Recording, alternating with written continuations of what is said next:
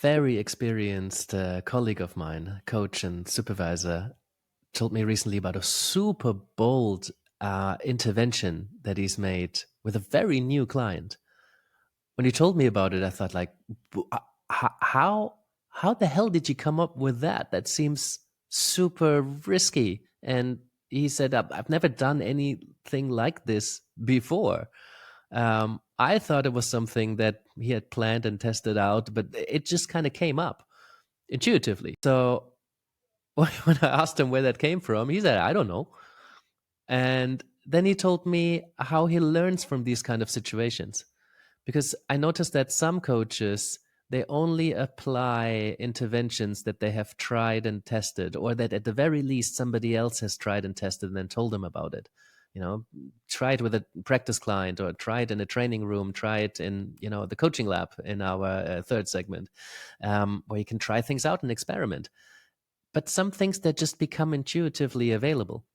And that colleague, and I find that in myself as well, sometimes we say something, or we ask a question, or we propose an exercise or an experiment of some sort that we had never really applied, but we have learned that when something feels this right to put out there, at least we can put it on the table and see what the client thinks about it, if that might be working for them.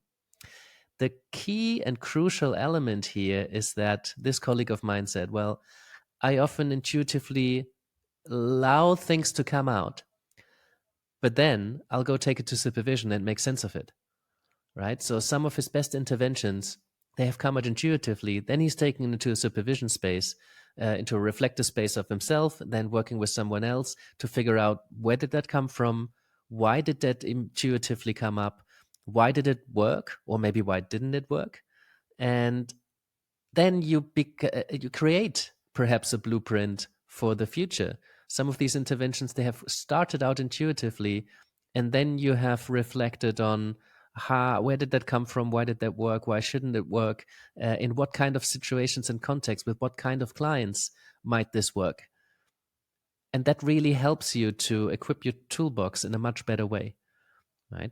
I'm not a fan of doing absolutely everything intuitively, but I think closing the door to what intuitively comes up, out of fear that it might not work, especially at this level of experience, we can trust our intuition a lot more than when we're perhaps starting out as a coach.